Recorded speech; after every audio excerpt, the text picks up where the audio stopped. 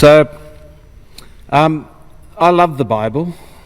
I really love the way it speaks to us all in different ways. And I love the way that when you think you've got this message down pat, that you go off and read it again and you talk about it, and you discover that, within this time and space, it often gives you a different message. And I really like that about this story. So let's talk a little bit about what's happening here. So Joseph is the youngest son of Israel, and it's Israel's favourite son. And as a parent myself and a father, I'm sort of, I think I'm a bit reluctant to show favourites for what we now see as obvious reasons. And in fact, all my children are my favourites at one point or another, depending on what they've done. So Israel is so pleased with his son, and his son has proven himself, even though he's the junior member of the team, to be quite a useful, handy, and good business person. And when he gives this ornate coat to Joseph, the brothers are a little bit annoyed by that, to say the least, I think. And when he comes up with this dream, that kind of seems to infuriate them. As the brothers said, does he really expect us to bow down and to him? Like, that's a garumph movement. So eventually the brothers find themselves on an away trip with Joseph, and of course they're away from their father's eyes, so they put him in a dry well, and then they plot his demise. And again, it's this reaction that they've had to this dream. But luckily, or fatefully, along comes a caravan of merchants, and the brothers get this epiphany: we'll sell him to the merchants and he will become a slave. They will take him a long, long, long way away, and he's never going to be seen again. But they've got to go back with the story to Dad, so they tear up his coat, put some blood on it, and fake his death. And of course, when they go back, Israel is distraught. And so we leave the story at this point, and I just get the feeling that nobody here is particularly happy. So let's have a look at the dream. I remember my dreams. Does anyone remember their dreams when they sleep at night? Isn't that amazing? There's a few, but not many. But my dreams are quite vivid, and Margaret has absolutely no recollection of them.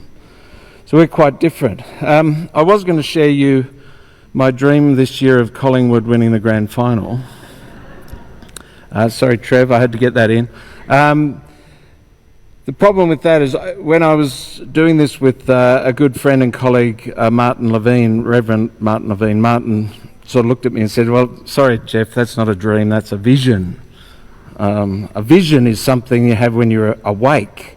A dream is something when you have a sleep. So we'll forget about Collingwood. I already have. But I will share a dream with you that I had a while back, and that is, you've got a picture. Margaret and I were underneath a train. We were like holding on, like, a hero sort of, what's his name, Tom Cruise in Mission Impossible, and we were under the train, and the train is moving, and it got to a point where we had to sort of time our exit. We'd have to drop and roll and go between the wheels of the carriage and not get crushed. So that was what was happening in my dream, and we executed this exit absolutely perfectly. The problem was that in my dream, that's what we were doing. In my physical body, it also did the same thing. So I have violently rolled off the bed, and I've hit the wall with my toe and the bedside table with my head. So I woke up from that dream very sore. So, where am I going to go to find out what my dream really means? So I could go off to Freud. You've all heard of Freud? One of the most famous of the ones who... anyway, Freud has come up with this idea that we have our conscious self, which is the stuff we do during the day. We get around, we look after day-to-day things, and we react. He's then got the unconscious mind, which is where we are when we're asleep. And in his idea was sort of around that we're making sense of the stuff that happens during the day. So it wasn't, and for Freud though, it's pretty clinical. It's all about the person and their reactions. And Freud was an atheist. So if I'm going to go and look for an answer about God, I'm not going to look for it in Freud, I'm afraid. So instead, I'm going to tell you about Morton T. Kelsey, who was a theologian, a pastor, and a teacher. Was in last century now, is that right? No, yes. Now, he wrote a book in the 70s, amongst other books, called Dreams, A Way to Listen to God. Now, I'm not totally on top of all of this stuff yet, so I'm going to read this little bit. So, what Freud calls unconscious, Kelsey refers to as the spiritual realm. And we have defences when we're asleep to keep the message from there, in that spiritual realm. It keeps them away from overwhelming us. So the way Martin described it made me think of a computer and a firewall. You know, if you opened your computer to the whole world of the, what's it called, the internet, you would just get swamped with so much information, it would just melt your hard drive. So God uses this defense to then pass through messages that are relevant to us and not blow our mind with the whole creation.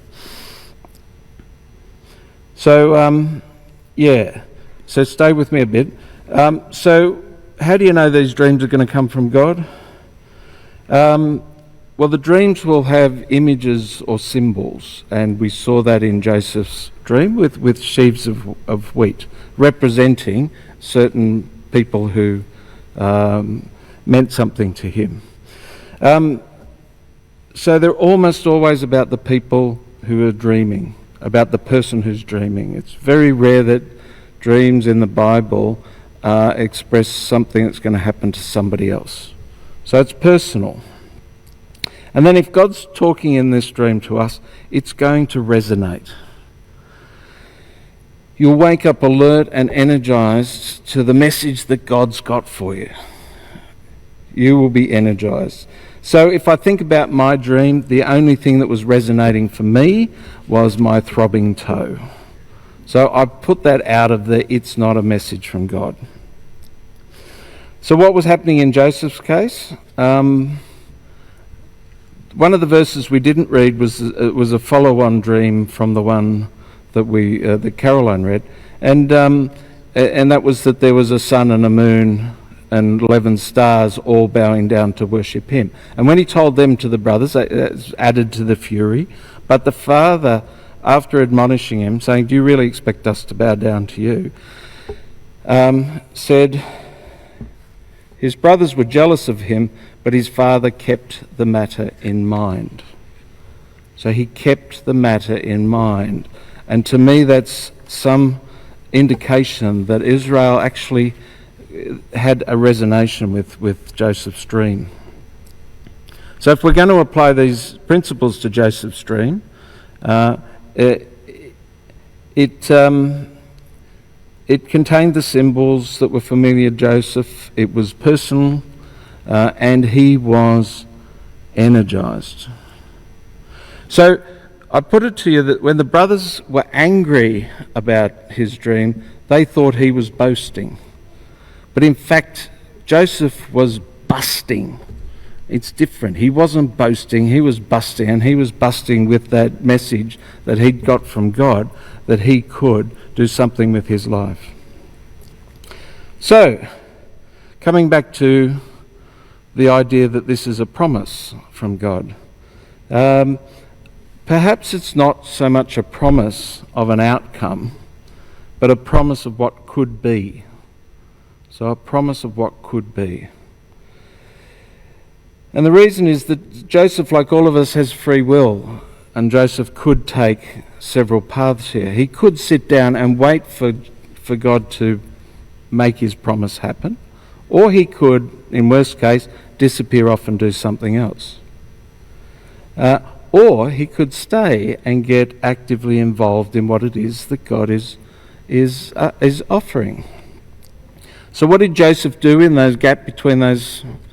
Do you remember? He got sold into slavery. He did such a good job as a slave.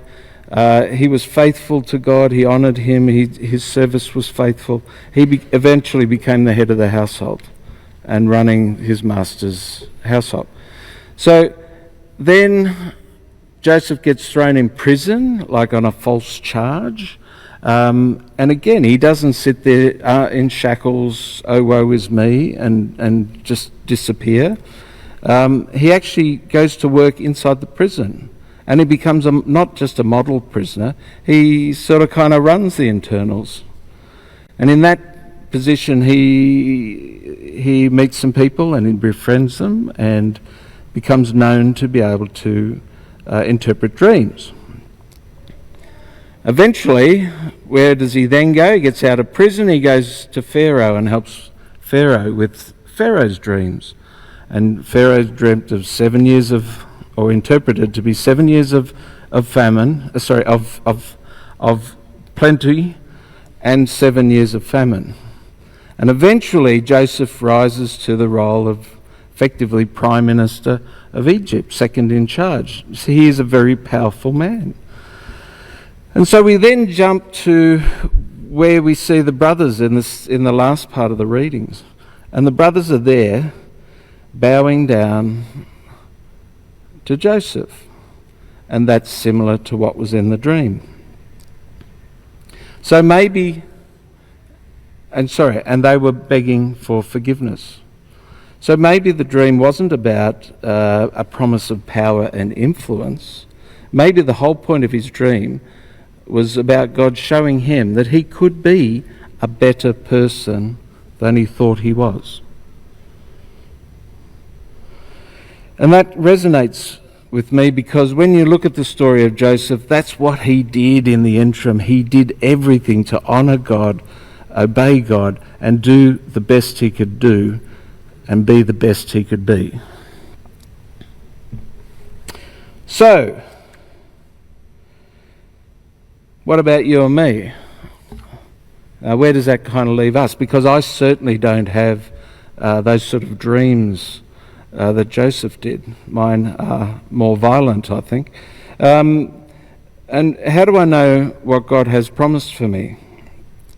So for a start, we can take heed and comfort in the stories in the Bible, and particularly this one with Joseph. And we aren't all prime ministers of Egypt, and we don't need to be important people to be worthy of God's favour. For it is written that God so loved the world, that he sent his only Son, Jesus, to walk amongst us, and whoever believes in him will have eternal life. Now that's a promise that is worth looking into. So God does not ask us to be the best people, but he does see the potential for us to be better people. Better than we think that we can be. And so we don't need to do great deeds, move mountains to be good people.